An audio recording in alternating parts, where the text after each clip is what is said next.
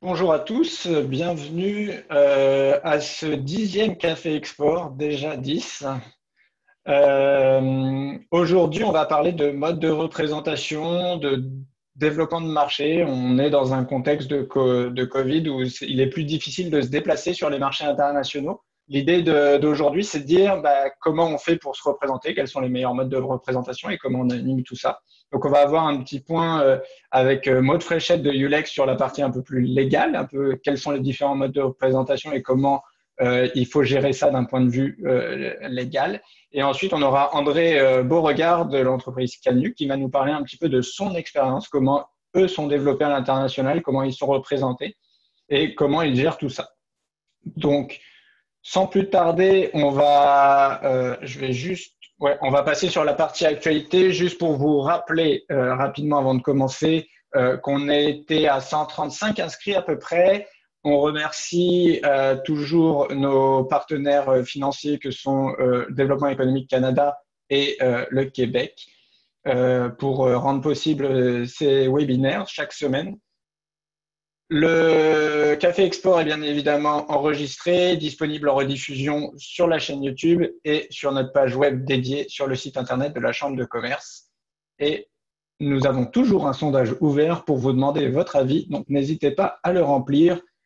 Un petit lien sera disponible dans la présentation et sera envoyé par la suite par courriel demain avec la présentation. Donc sans plus tarder, on va attaquer les actualités. Petite innovation cette semaine, nous n'aurons pas de mise à jour gouvernementale parce que tout simplement, il n'y en avait pas beaucoup ou pas du tout. C'est une section qu'on va probablement pas maintenir à moins qu'on voit un flux important de nouvelles sur cette thématique. Mais on a jugé pas opportun forcément de maintenir cette section. Donc, s'il y a des mises à jour gouvernementales, on les intégrera soit dans le tour du monde, soit dans les bonnes nouvelles. On va se débrouiller, mais on n'aura plus de section dédiée à ça. Donc, cette semaine, le tour du monde nous emmène en Asie du Sud-Est où le défi de confinement s'accélère. Donc, on est à la 3e phase de déconfinement en Asie du Sud-Est.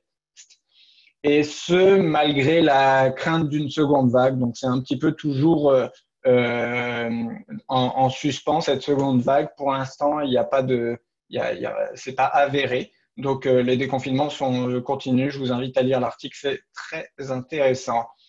L'Europe vers un Brexit sans accord. Donc, on revient encore toujours à la thématique du Brexit avec les négociations qui n'avancent toujours pas beaucoup.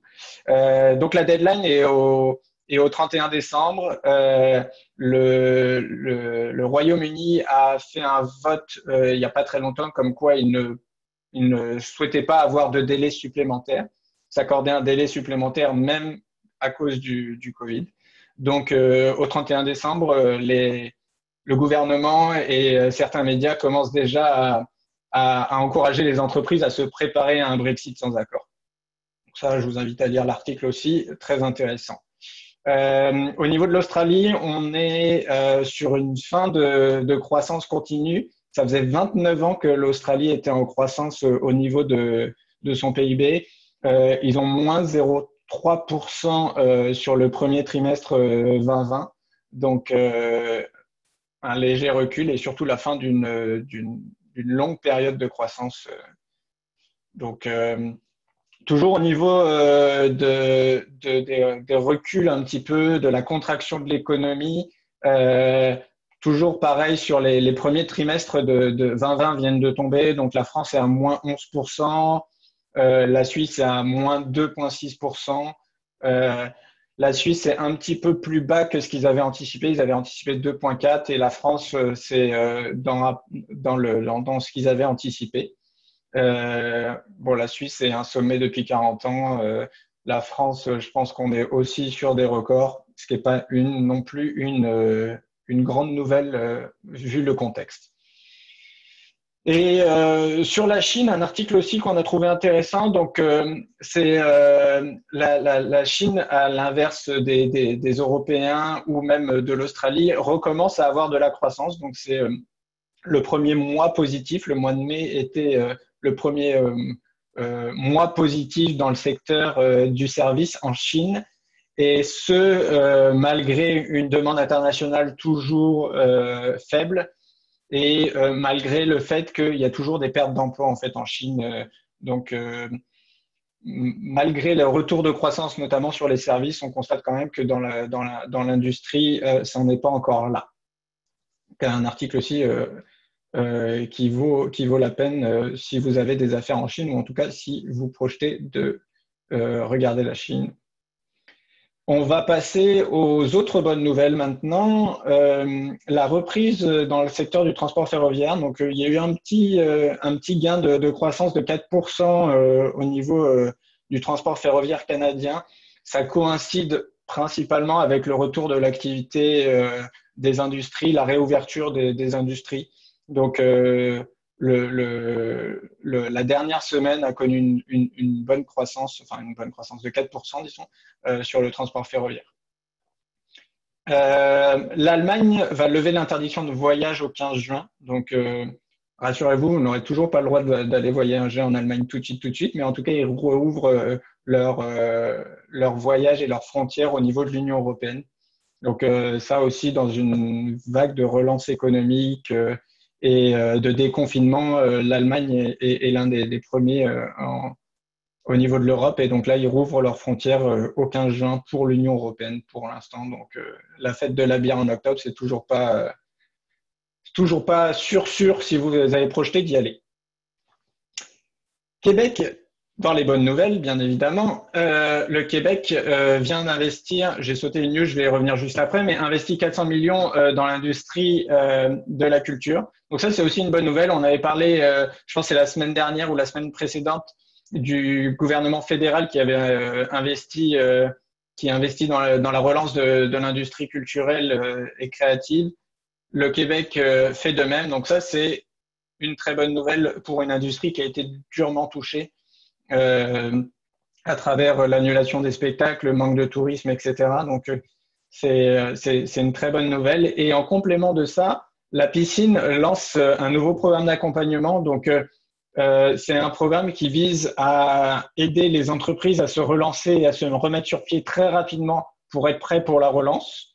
C'est un programme en 3 vagues. La première vague de candidature finissait le 3 juin, donc elle a fini hier, mais rassurez-vous, il y a encore 2 vagues de candidature, le 11 juin et le 16 juin.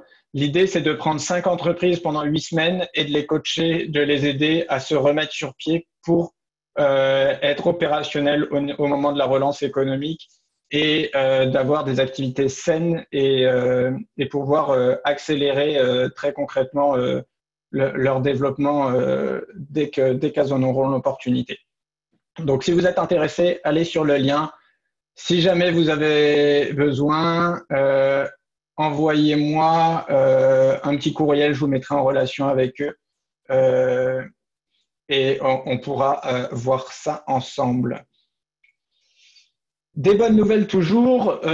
Ombrage, donc une entreprise québécoise basée à la fois en Beauce et à Montréal, qui fait de l'éclairage urbain, a remporté un marché public en France. Donc c'est l'un des, si je dis pas de bêtises, l'un des premiers marchés publics remportés par Ombrage à l'international. Donc la ville de Roubaix les a mandatés pour créer une identité nocturne de la ville. Donc ça fait partie des bonnes nouvelles et ça veut dire surtout que au niveau de l'export et au niveau des marchés publics, c'est pas fermé en fait. Il y a encore des opportunités. Puis ça vient compléter un petit peu la dynamique de l'industrie culturelle. Ombrage fait partie des entreprises qui sont dans l'industrie culturelle. Ils créent des identités nocturnes respectueuses de l'environnement, etc. Et ils arrivent à se développer à l'international, même dans un contexte de crise. Donc une très bonne nouvelle, je vous dirais.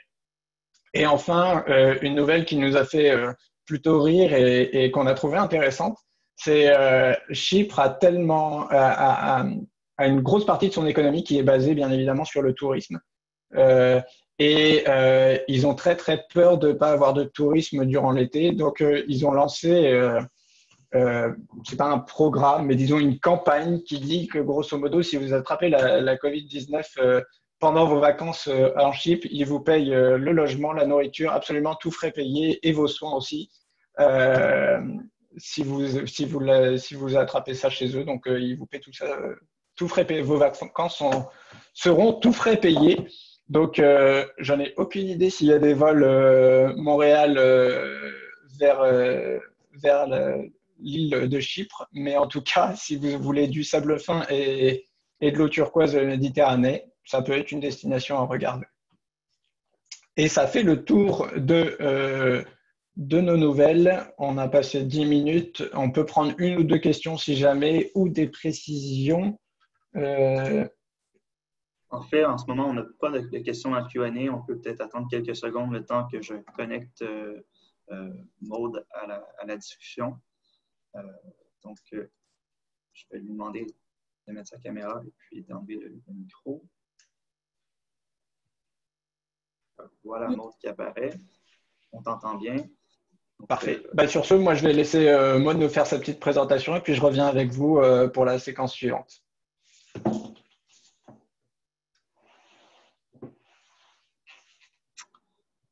Donc, le micro est à toi, Maude. Je pense que tu es sur mute de ton côté. Merci, effectivement.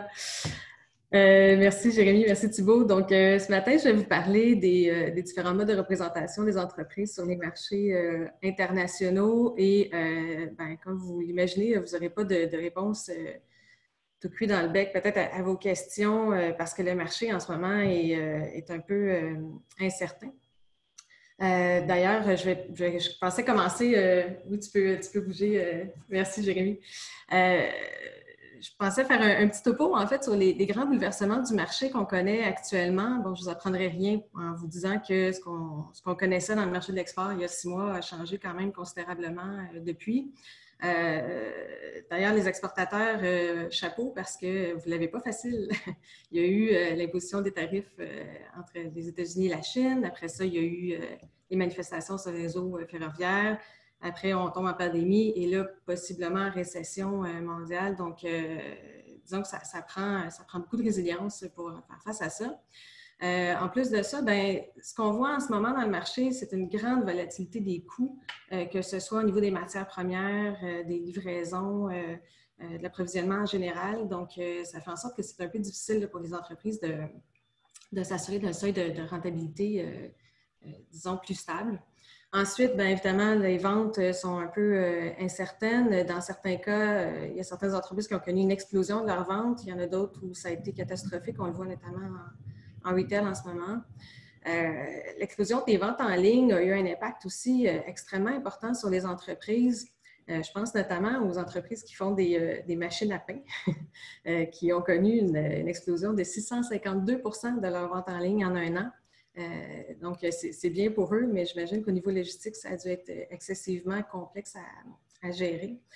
La plupart des entreprises ont dû faire un pivot d'affaires, ont dû changer leur modèle d'affaires, ce qui a pu avoir un impact possiblement sur les agents manufacturiers et les distributeurs avec lesquels ils travaillaient, parce que du jour au lendemain, on doit peut-être se trouver des nouveaux partenaires parce que nos partenaires actuels ne peuvent plus suivre nos nouveaux produits.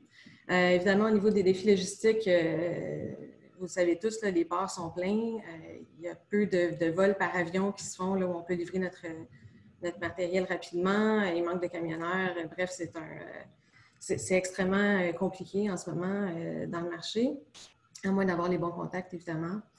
Donc, tout ça fait en sorte que pour les entrepreneurs, il faut être très, très agile et il faut avoir des bons partenaires qui sont capables de nous suivre dans tous ces changements-là et cette incertitude-là qui risque de perdurer dans le temps, en fait, au cours des prochains mois.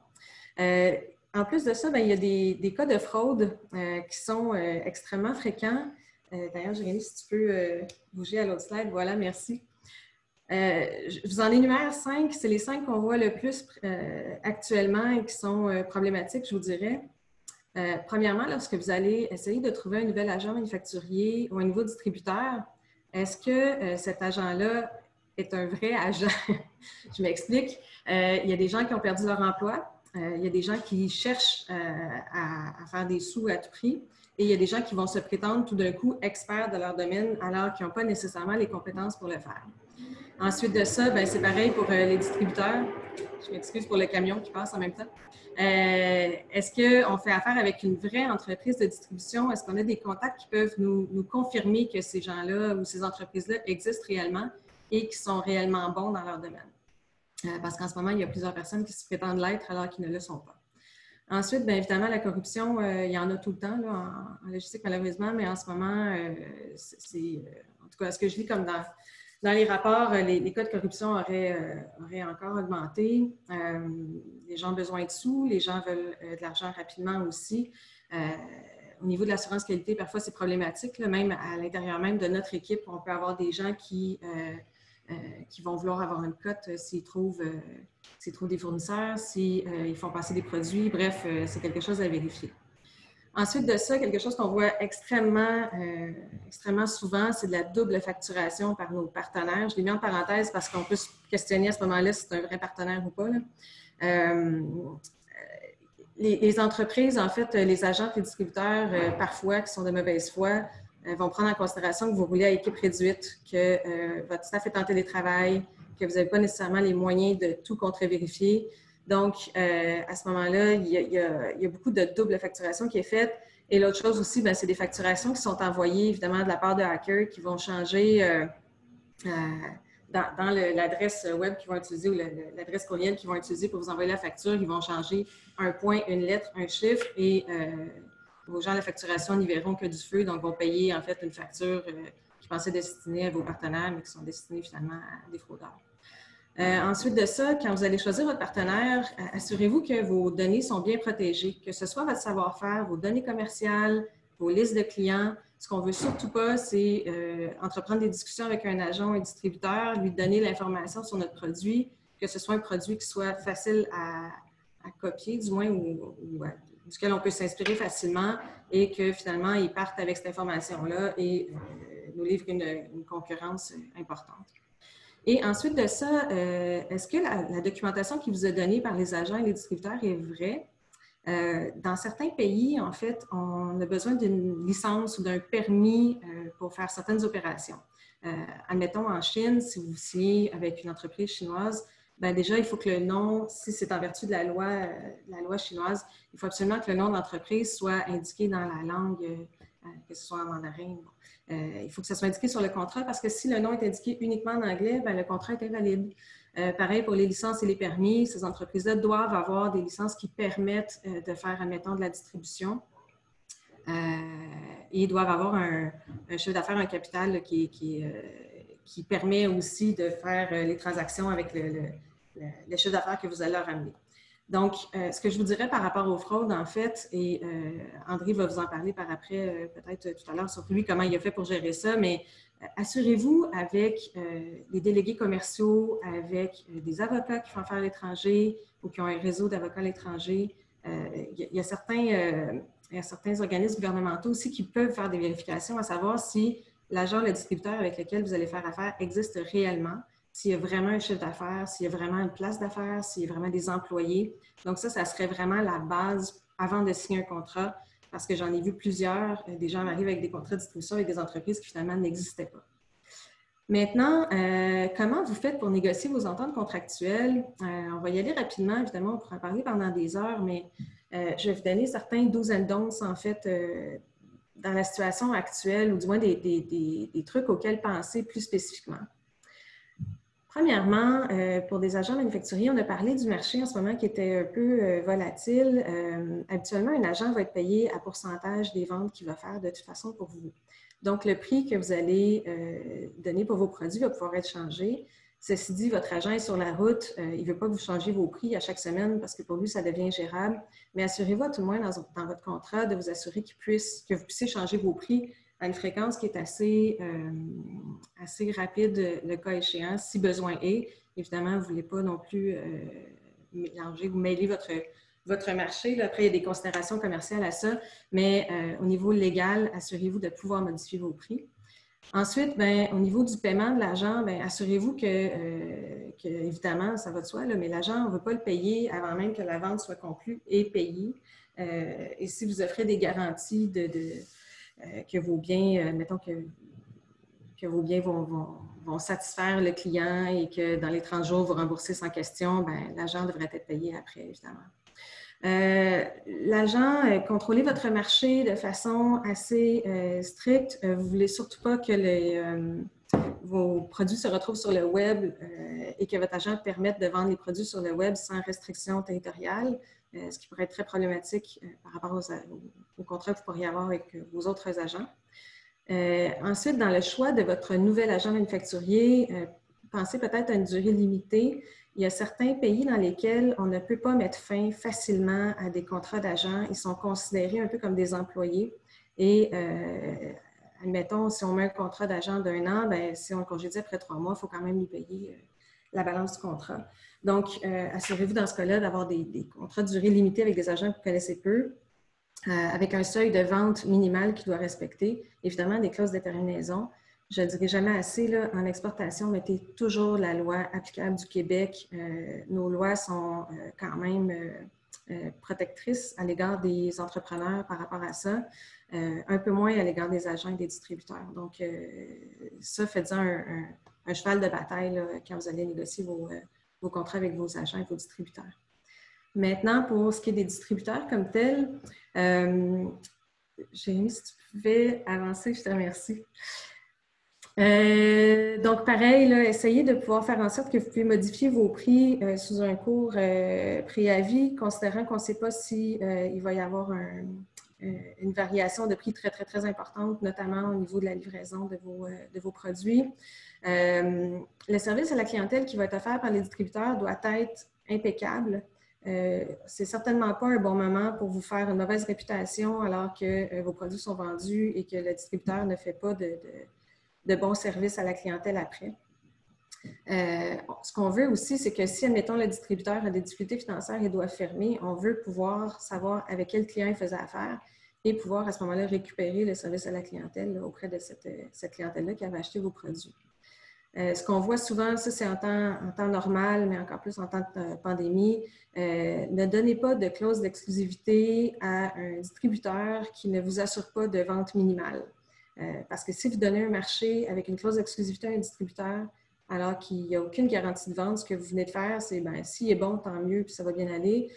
S'il n'est pas bon, c'est que vous venez de vous couper un marché complètement pendant 1 an, 2 ans, 3 ans, dépendamment de la durée de votre entente de distribution. Ensuite, vous pouvez penser peut-être à essayer de négocier, de mettre une clause de non-concurrence de façon à ce que votre distributeur ne s'inspire pas fortement de vos produits et ne vende pas un produit concurrent aussi là, à ses propres clients. Ensuite, bien, on en a parlé de la loi applicable, c'est pareil, là, mettez toujours la loi du Québec, vous n'aurez pas de mauvaise surprise. D'ailleurs, au niveau des contrats de distribution, dans certaines juridictions mondiales, on impose un minimum de prix pour les produits qui soient toujours pareils partout. Ça peut être un maximum aussi. Donc, pour vous éviter tout ça, évidemment, dans la loi sur la concurrence au Canada, là, mais pour vous éviter tout ça, mettez les lois applicables du Québec. Donc, vous n'aurez pas ces restrictions-là, sauf exception.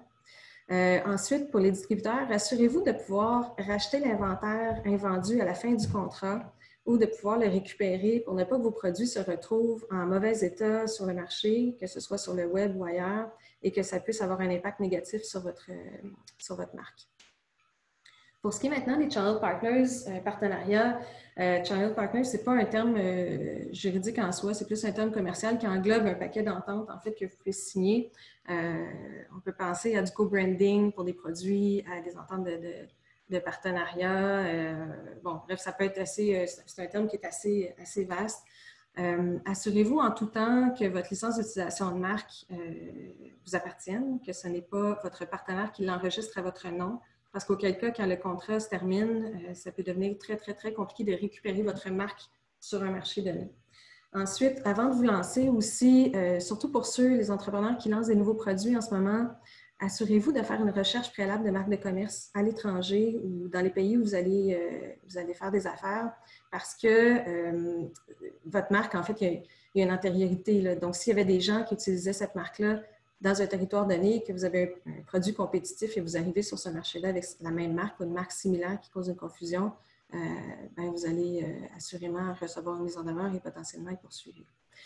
Ensuite, il faut toujours prévoir un phase-out avec les partenaires dans le sens où si effectivement il y avait du co-branding, qu'est-ce qui se passe avec les produits qui étaient co-brandés, donc pour lesquels il y avait les deux marques de commerce en même temps. Comment on fait pour récupérer ces produits-là, comment on fait pour les écouler.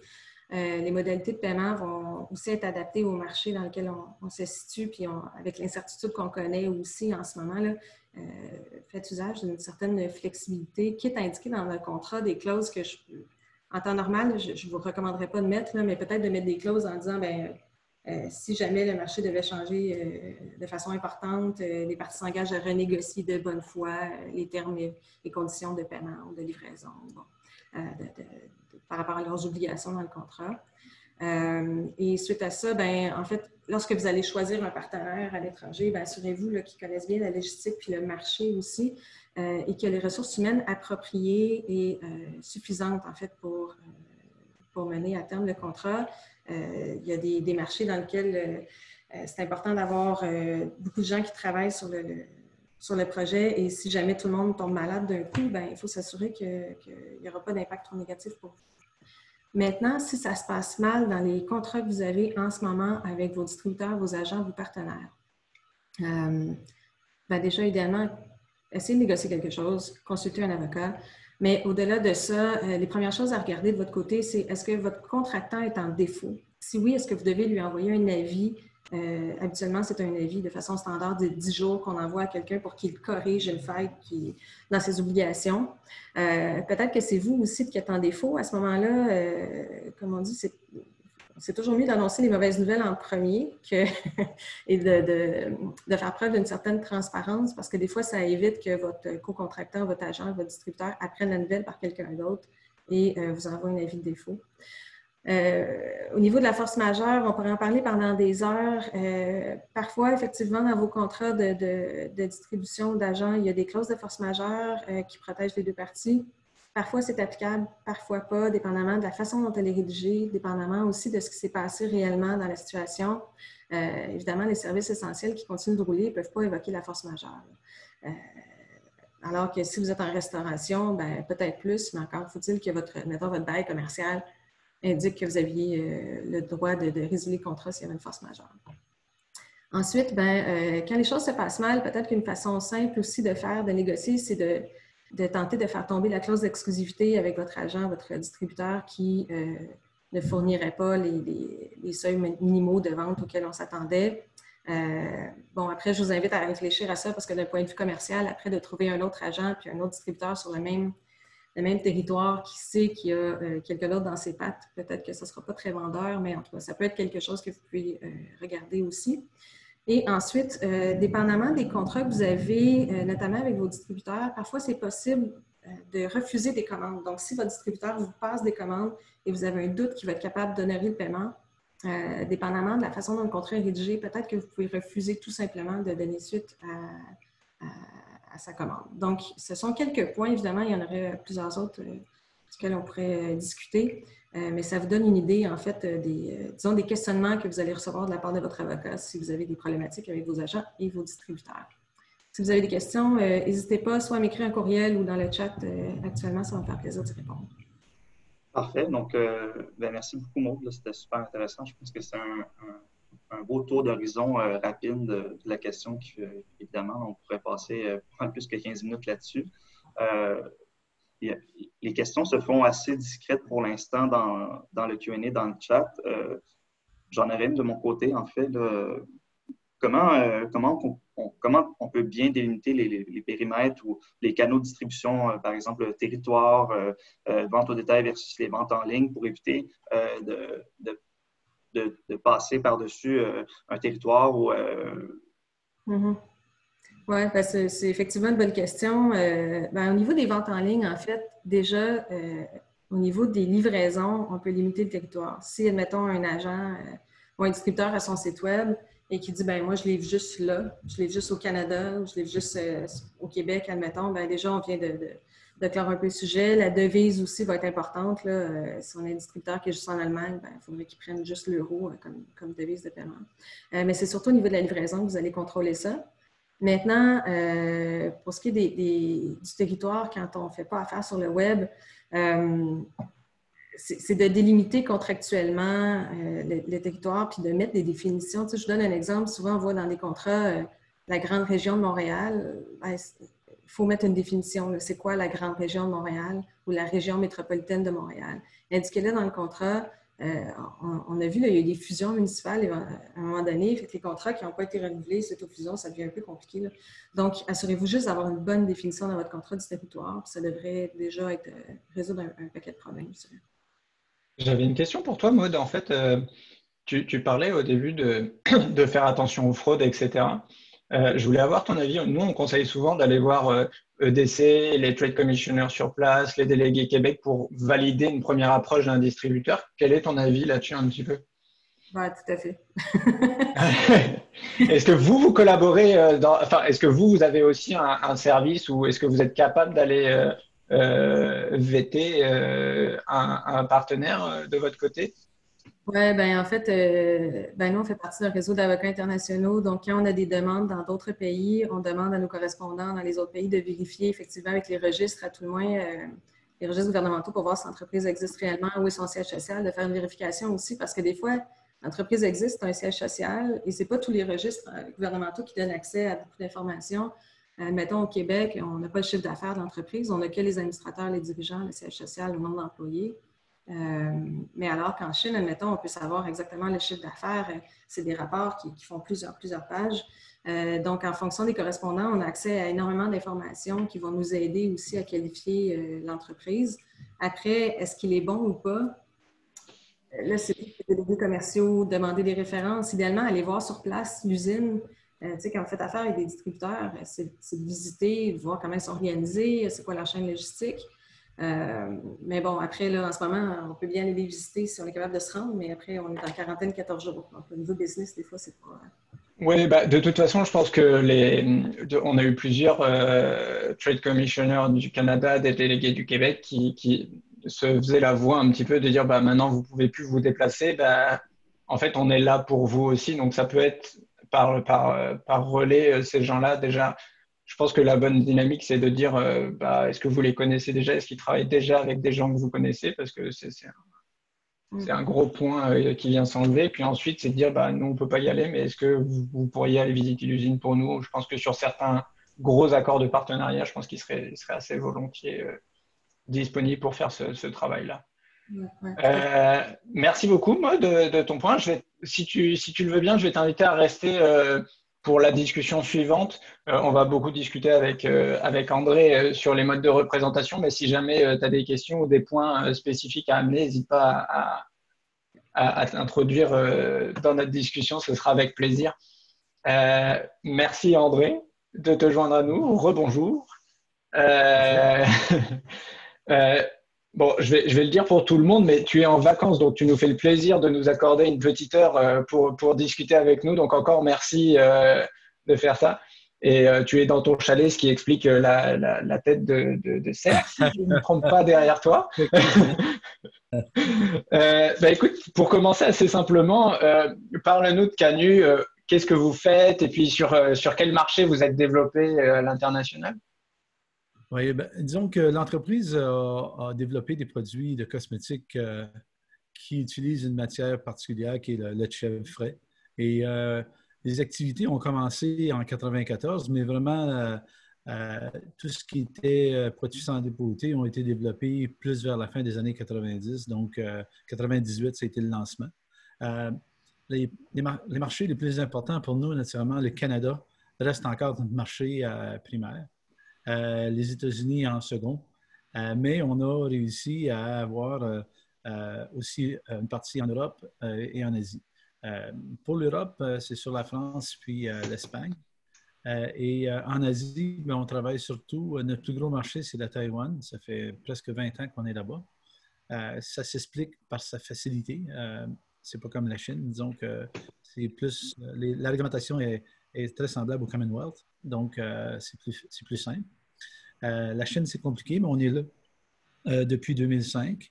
Et il y a les pays en périphérie comme Hong Kong qui nous permet d'œuvrer en e-commerce sur la Chine un peu plus. Donc, ça solde pas mal les activités commerciales. et des pays Et avec du lesquels. coup, quel est ton mode de représentation sur chaque marché? Je sais qu'on a discuté un peu avant et vous avez des modes de représentation un peu différents en fonction des marchés. Est-ce que tu peux nous en Disons dire que, plus? oui, disons que pour le Canada, c'est relativement simple. Il y a une concentration de marché qui est affreuse, en fait. Il ne reste que quelques gros clients. Donc, c'est nous qui faisons la vente, la distribution directement. On emploie quand même des agents manufacturiers pour faire le service en succursale où est-ce que c'est demandé. Mais ça devient une denrée de plus en plus rare. Pour ce qui est du marché américain, c'est beaucoup plus complexe. Il y a des segments de marché beaucoup plus vastes. Il y a l'alimentation de masse, l'alimentation spécialisée, puis l'alimentation des indépendants, qui sont des segments de marché qui sont complètement différents de façon de faire avec eux. Par exemple, l'alimentation de masse, on fait affaire directement avec eux, avec le centre de distribution. On a un représentant, un agent manufacturier qui est souvent dédié à un client.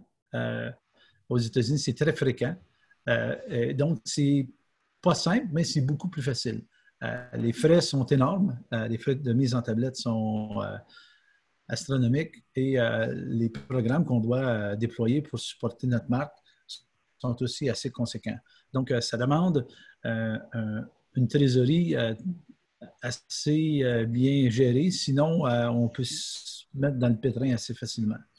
Lorsqu'on arrive dans les spécialisés, par exemple, Whole Foods, je pense que tout le monde connaît cette bannière-là, qui a à peu près 400 magasins, qui est maintenant la propriété d'Amazon, malheureusement. Eux travaillent avec des distributeurs auxquels on vend, donc des grossistes en alimentaire qui font la distribution de nos produits, qui font le stockage, la promotion, etc., etc. Donc, il y a trois niveaux, trois paliers de gestion. On gère le client, on gère le distributeur et on doit avoir aussi une gestion en succursale parce que souvent, les programmes donc l'exécution demande un surplus d'efforts de notre part. Lorsqu'on arrive dans les indépendants, là, ça se complexifie encore une fois. C'est que là, on travaille avec des fois quelques distributeurs pour le même client qui va avoir entre 4 ou 1 à 200 succursales. Donc, c'est quand même des clients qui peuvent être assez importants, mais qui sont considérés comme des indépendants dans des marchés spécifiques. Je vais vous donner un exemple. Sur l'île de Manhattan, il y a quelques épiciers qui sont très bien implantés là-bas. Puis, ils ont un chiffre d'affaires avec 15 succursales d'un peu plus d'1 milliard. Donc, c'est quand même des clients qui ne sont pas à négliger, mais qui sont très spécifiques puis qui demandent, encore une fois, une logistique assez différente parce qu'ils vont faire affaire avec 3 différents distributeurs pour une gamme comme la nôtre, par exemple. Il y a un distributeur qui va garder seulement avec les lavants, il y a un distributeur qui va garder seulement avec les hydratants, puis il y en a un qui va garder seulement avec les produits pour le visage. Donc, ça amène, encore une fois, une gymnastique un peu différente. Imaginez-vous aujourd'hui avec ce qui se passe, là, ça devient compliqué, mais encore une fois, lorsque on sait à quoi s'attendre, on connaît les règles du jeu, ça fait qu'on peut la jouer quand même. Après ça, on tombe dans les grandes surfaces, par exemple Walmart, Target, Costco, Sam's Club, BJ's, où est-ce que eux, c'est des dominants très forts qui peuvent faire le puits et le beau temps dans le marché, autant, même ici au Canada, ces grandes surfaces-là ont une empreinte qui devient de plus en plus importante. Donc, souvent, c'est qu'est-ce qu'on appelle les clients de croissance qui nous permettent justement d'avoir suffisamment d'entrées financières pour supporter la balance de l'activité. Puis, ils sont exigeants, mais en différence avec le premier segment que j'ai mentionné, avec eux, on fait la gestion de nos inventaires nous-mêmes, on fait la logistique pratiquement de nos inventaires nous-mêmes. Donc, on devient très responsable vis-à-vis nos produits. À travers le portail, on a de l'information qui nous permet d'ajuster les commandes, en fait, qui vont aller en succursale, etc., etc. Donc, ça amène une complexité, mais c'est une complexité technique avec du data qui nous permet vraiment de devenir efficace si, naturellement, on a la ressource pour le faire et la connaissance. Donc, si j'essaye de résumer un petit peu ce que tu viens de nous dire, en fait, vous avez catégorisé en fonction de la typologie de vos partenaires plutôt que de géographie, en fait.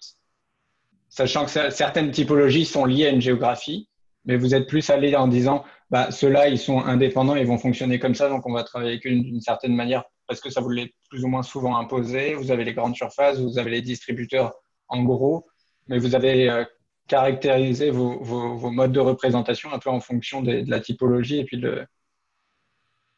Tu as raison en partie, honnêtement, mais le marché américain est tellement vaste et le volume est quand même très conséquent. Souvent, on ne peut pas se permettre d'être partout. Une société comme la nôtre, par exemple, lorsqu'on a commencé au début des années 2000 aux États-Unis, on était strictement focusé sur la région qu'on appelle Boswash, qui est Boston-Washington, qui était vraiment le mégapole pour nous, dû par sa densité, puis par le nombre de clients avec lesquels on pouvait faire affaire, et aussi notre capacité financière de subvenir à ça. Quand je parle de capacité financière, ce n'est pas seulement d'avoir la capacité de donner du crédit à ces gens-là, c'est d'être capable de produire aussi, d'amener l'outillage à être capable de suffire à la demande, parce que on peut s'étouffer quand on prend un trop gros morceau de gâteau. Hein, c'est un petit peu la même chose en affaires. Il faut être prudent, être capable de bien mesurer notre capacité d'exploiter. Donc, et tranquillement, on s'est élargi sur toute la partie du nord-est, sud-est, après ça, le centre, et puis après ça, la partie extrême-ouest. Oui, j'entends. De toute façon, c'est une bonne démarche. C'est ce qu'on conseille souvent aux nouveaux exportateurs, c'est de limiter géographiquement leur impact sur les États-Unis. C'est sûr qu'on ne peut pas attaquer les États-Unis. C'est comme si on attaquait l'Europe dans son ensemble. C'est très complexe. C'est un peu la même chose, effectivement. Et moi, je suis curieux de vos modes de représentation à la fois en Europe et en Asie. Est-ce que c'est similaire à un petit peu votre dynamique aux États-Unis ou c'est complètement différent? C'est assez différent, en fait. En Europe, il y a deux façons de faire affaire en Europe. La première façon, c'est de t'investir. Ce qu'on avait fait dans les débuts des années 2000 aussi, en 2003, où est-ce qu'on avait ouvert un bureau au Luxembourg, où on avait créé une société au Luxembourg sur l'Union européenne. Et on avait un centre de distribution en France, à Lyon. Ça nous permettait à ce moment-là de rayonner assez large. Mais la complexité, encore une fois, des multilangages, la différence de règles pour les dossiers cosmétiques et l'aspect sanitaire, nous a appris des leçons assez… donc, on peut dire que ça a coûté cher. À un point où est-ce qu'on s'est retiré de l'Europe comme société. Puis, on a dit, OK, on va travailler maintenant avec un volet qui va être économiquement plus viable, avec un représentant fiscal qui nous permet naturellement de redonner au fisc les taxes, parce que c'est vraiment la raison pour laquelle tu dois avoir un représentant fiscal, et utiliser un distributeur qui, lui, va faire la répartition de nos produits, même si c'est nous qui faisons la facturation directement. Donc, on est encore responsable de la créance vis-à-vis des clients sur le territoire européen. Mais, donc, vous vendez en direct, mais c'est quelqu'un d'autre qui distribue pour vous, si je comprends bien, pour tout ce qui est aspect logistique, grosso modo. Oui. Et puis, on a décidé de faire ça comme ça. Il y a naturellement une troisième façon de faire, de travailler avec des importateurs directement là-bas, où est-ce qu'on lui donne des droits d'exploitation sur la marque, ou ça peut être un système de royauté. Mais on n'est pas très friand de cette mécanique-là, pour les raisons que Maud a expliquées tantôt. ça devient difficile de protéger les marques de commerce, les propriétés intellectuelles. Dans notre industrie, avoir des brevets sur des recettes, c'est indiquer aux gens ce qu'on fait, comment on le fait. C'est pas la fusion à froid. Hein? Donc, il faut quand même rester prudent pour que la connaissance spécifique soit bien protégée. OK. Et donc, OK. Du coup, vous vendez. Ah oui, c'était ça ma question. Est-ce que vous vendez uniquement en marque propre ou vous avez aussi de la marque blanche On ou en c'est fait toujours pas. sous Cannu ou sur d'autres marques de commerce? Ouais, on n'en fait pratiquement pas de marque blanche. OK. Et la raison étant qu'on a, encore une fois, une denrée qui est le lait de chèvre, qui n'est pas limitée, mais qui est quand même, c'est un souci. Parce que vous pouvez comprendre qu'on a besoin de plus de lait, donc ça prend plus de bétail, ça prend des naissances, ça prend, etc., etc. Donc, il y a une gestion qui est assez pointue. Et il y a aussi le fait que la denrée doit être consommée dans une fenêtre de temps très restreinte. Donc, ça nous amène à avoir une croissance réfléchie. Puis c'est préférable que nos marques puissent en bénéficier. Et pour finir, au niveau de l'Asie, c'est la même. Vous fonctionnez avec un représentant importateur, distributeur sur le même modèle que l'Europe. C'est quoi L'Asie, pour ce qui est de la Taïwan, c'est nous qui faisons affaire directement avec les clients. C'est beaucoup plus simple, comme j'expliquais, au point de vue réglementation puis les lois. Pour la Chine, on fait affaire avec un distributeur importateur avec lequel on a donné une certaine exclusivité pour certains territoires. Comme Maud disait tantôt, avec des attentes vis-à-vis les volumes, vis-à-vis des marques. On a 3 marques, donc on ne donne pas nécessairement toutes les marques au même distributeur. On travaille avec différents distributeurs pour différentes marques. Puis ça nous a bien servi à date. Il y a toujours l'aspect, est-ce qu'on se fait payer avant de laisser aller la marchandise ou est-ce qu'on étend du crédit à ces clients-là? Nous, on a une entente où est-ce qu'on travaille avec nos clients en cost plus. Donc, c'est à livre ouvert où est-ce qu'ils savent exactement à quoi s'attendre, puis ils nous payent avant que la marchandise quitte notre quai. C'est sûr que pour nous, la margination est très différente. Le risque est moins grand.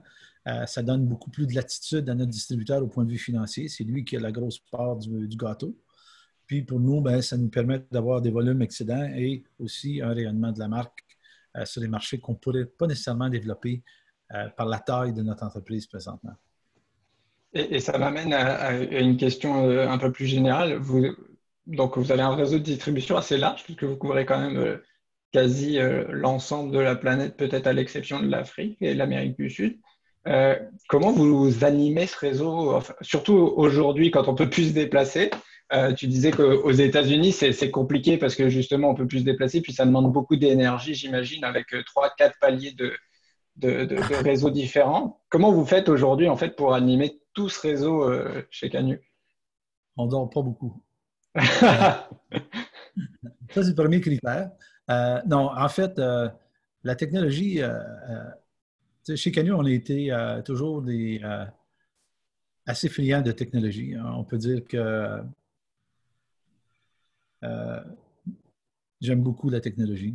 On m'appelle même gadget techno, là, mais je pense qu'aujourd'hui, un entrepreneur qui est dans notre segment de marché, s'il n'est pas techno, il faut qu'il y ait quelqu'un chez eux qui est techno parce qu'il va mourir. Nous, on peut aujourd'hui communiquer avec nos clients parce qu'on est en avant sur la technologie. C'est nous qui sont à l'avant-garde avec eux. Même on conseille nos plus petits clients quel outil utiliser.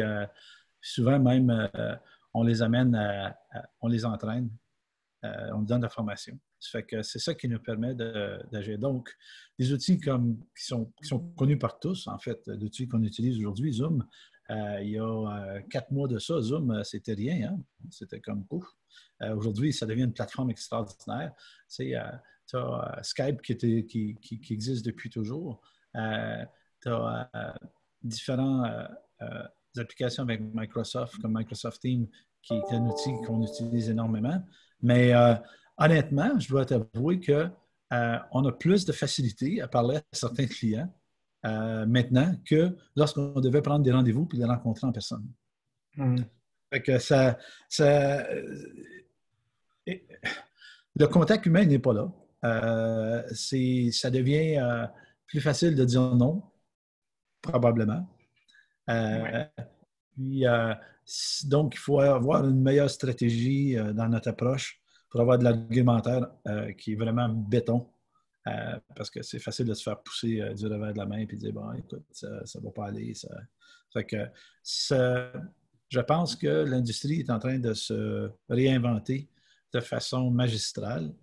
Et les gens comme moi qui commencent à avoir des cheveux gris, il y en a beaucoup qui vont avoir de la misère à suivre le momentum parce que ça ne fait pas partie de leur ADN. Les super restaurants avec les clients, là, ça n'existe plus. Déjà là, ça n'existait pratiquement plus dans mon industrie. Et ça avait beaucoup, beaucoup diminué.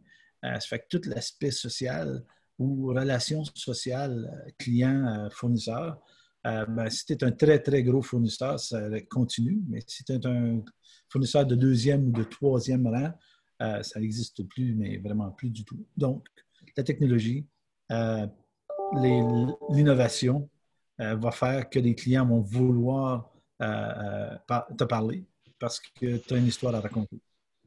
Et peut-être une question pour vous deux au niveau de la gestion de ces 3 mois difficiles, entre guillemets, avec le Covid. Il y a des contrats forcément avec des objectifs qui n'ont pas été respectés, j'imagine. Enfin, comment on gère ça d'un point de vue peut-être plus contractuel pour toi, Maud, et puis d'un point de vue plus opérationnel, André? Parce que clairement, vos distributeurs ou vos représentants n'ont pas atteint leurs chiffres, en fait, à moins que ce soit exceptionnel. Et puis, vous avez fait plus de ventes en ligne ou quoi que ce soit, mais comment gérer? Parce qu'ils sont en défaut, comme on disait tout à l'heure, Maud. Est-ce qu'on fait on fait une annexe au contrat en disant qu'on les pardonne pour cette fois-ci ou juste on l'oublie de façon consensuelle et il n'y a pas d'écrit? Enfin, Oui, comme je dis toujours, en matière commerciale, tout se négocie. Tout se négocie. À part ce qui est criminel, là, mais on n'est pas là-dedans. Mettons des taux d'intérêt excessifs, ce serait criminel, mais autrement, tout est négociable. La meilleure entente reste une entente qui est négociée, un compromis. Après, dépendamment du contrat, on met une annexe ou des fois juste une confirmation par email qu'on vient aussi. Là. Puis après, on est dans un mode exceptionnel où il faut faire preuve de bonne foi de part et d'autre aussi. Tout le monde tire de son bord de la couverte, ça ne marchera pas. Puis André, c'est un bel exemple parce que tu as des relations quand même de très long terme avec tes agents, avec des distributeurs, pour certains d'entre eux. Je suis certaine qu'il y a eu des bumpy roads, des moments où ça allait moins bien, mais une fois que tu trouves un terrain d'entente, sur le long terme, des fois, c'est préférable d'avoir perdu un peu d'argent pendant 3 mois, mais de conserver une relation qui allait somme toute bien que de juste tirer sur un contrat puis d'y mettre fin, d'avoir à retrouver un distributeur, surtout dans le contexte actuel. Mais après, bon, écoute, André, j'imagine que tu as ta perspective de ça aussi, parce que tu l'as forcément vécu, même si toi, j'imagine que vous n'avez pas eu le temps de... Les gens continuent à vivre pendant la pandémie. En fait, pour nous, ce malheur qui frappe l'humain présentement est un atout ou un avantage extraordinaire parce que notre chiffre d'affaires a doublé et triplé depuis le début de la pandémie. Ça nous cause d'autres soucis. Comme tu disais tantôt, Maud, l'escalade des prix pour les matières premières, les composantes, le temps. On peut faire 200 barres de savon à minute avec 3 lignes de production. On peut faire juste tant de millions d'unités par mois. Une fois que tu as excédé ta capacité, tu fais quoi? Vous donnez un exemple, des clients comme Walmart ou Costco ou Metro ou IGA Sobeys. C'est pas ce que tu vends, c'est ce que tu as que tu vas lui donner. Ils vont dire n'importe quoi. On s'en fout si le packaging n'est pas le même qu'on avait, si le format n'est pas le même, il n'y a pas de frais additionnels pour changer. Il y a vraiment une pénurie de produits dans tout ce qui est sanitaire. Maintenant, nos partenaires, qui sont des fournisseurs de matières premières et tout ça, avec lesquels on a des contrats de fourniture, qui, eux, avec les volumes qu'on avait dit en début d'année, ben, on est un peu pris. Tu sais, je vais te donner, hier, j'ai eu un appel, on est 44 000 tonnes de base de savon qu'on ne pourra pas avoir ce mois-ci. Il n'y a plus de matières premières. Les abattoirs aux États-Unis ont été fermés. Les 3 plus gros abattoirs sont fermés. Donc, le gras qui est recyclé pour faire des pains de savon, ben, il n'y en a plus. Il y en a, mais il n'y en a presque plus. Donc, on fait quoi? Ça fait que là, il faut, encore une fois, se réinventer. Ça fait qu'on fait affaire avec les fournisseurs d'huile de coco, d'huile de palme, puis on va remplacer le gras animal par un gras végétal. C'est toute une mécanique complètement différente. Le processus qu'on fait présentement est à revoir complètement.